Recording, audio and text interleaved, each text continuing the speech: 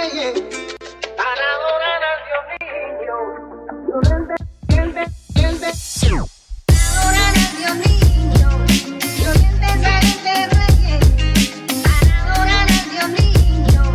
Violentes salen de reyes. Rodinná restaurace Stelio, založená v roce 1965.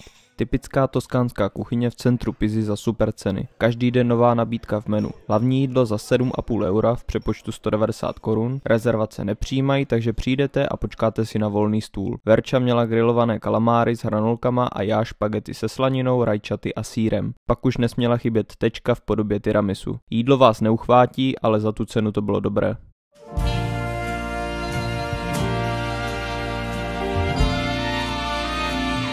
I když samotná Pisa není nijak obrovské město, tak se na naší cestě jednalo asi o nejvíce turistické místo. Bylo tam strašně moc lidí, když vezmu v potaz, že jsme tu byli v polovině září a ještě ve všední den. Mraky lidí si dělalo typickou fotku se šikmou věží, která je samozřejmě největším tahákem města.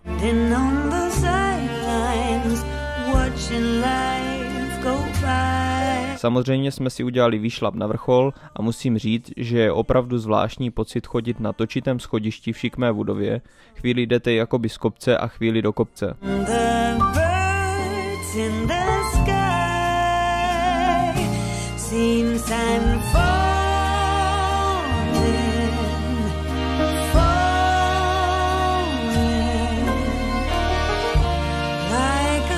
Nahoře se nachází několik zvonů a máte zde pěkný výhled na město.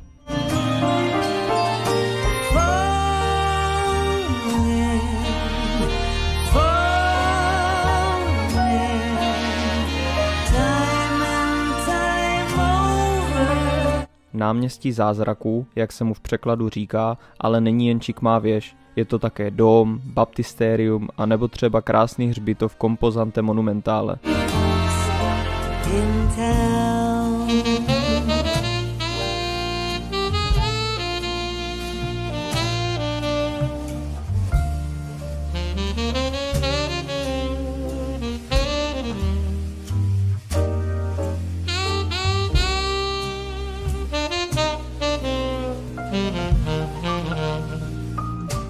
Navštívili jsme také muzeum, které se věnovalo právě těmto UNESCO památkám.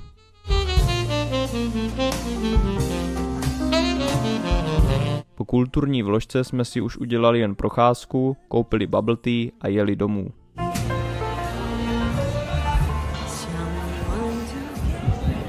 My jsme konečně doma po dnešním výletu v Pize. V Pize jsme si koupili pizzu, 2 pizze.